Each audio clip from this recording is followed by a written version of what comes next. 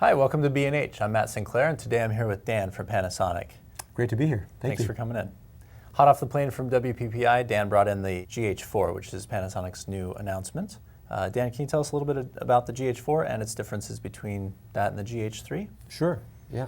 Actually, as you mentioned, I just got back from Las Vegas, and this really was the hit of our booth and, from our perspective, the show.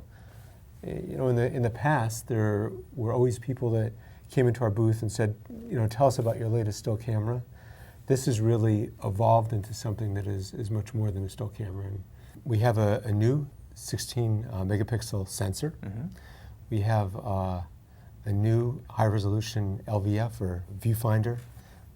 Some people refer to it as an electronic viewfinder. And also a new high-resolution monitor. We also have faster autofocus. And then really what the camera is most touted for is the fact that it's the first 4K DSLM. Okay, so 4K is a great feature, and we'll get back to that in a bit. But from a still photography standpoint, what are some of the other advantages of this camera?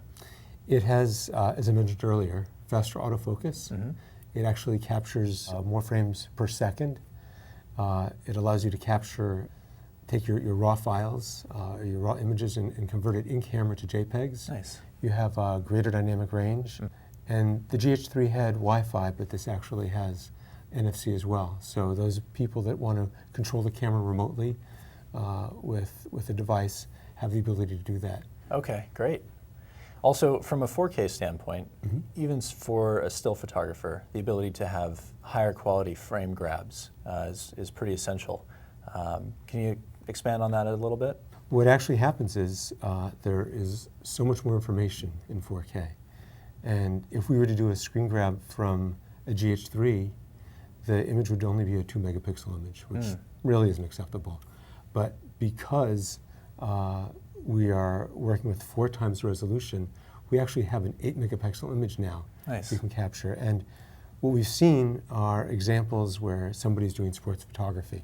So you have a person playing soccer and they're kicking the ball, and you actually can see the compression on the ball, or when they're heading the ball, a boxer in the ring, where you actually can capture that image that you only could capture on a very rare occasion if you were an amazing photographer. But those sort of images can be captured every day now. Right. So that's a really great option for our still friends, but can you explain more about what 4K actually is? Sure. We actually have, as we stated earlier, really 4 times the amount of information or resolution that we had with 1080p. Okay. So there's a bunch of things that come into play now. We now have a new standard.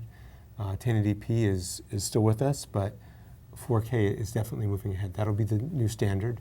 And therefore, all the people that are shooting now want to make sure that that work, all that effort that they made, is future-proof, that it'll actually live beyond today's standards. So you really want to aim towards the new standard, or 4K. Right, right. So those are all really great points. I also really like about 4K that you can crop in on it and retain a 1080p file. So for those working in 1080, you still have that option and the ability to select a smaller area. Right.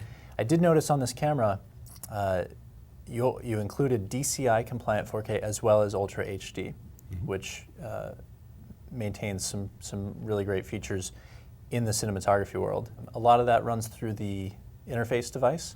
Can you talk a little bit more about that? Sure. Really, to suit the cinematographer, we have an integration unit that fixes onto the bottom of the camera. And there are a number of features.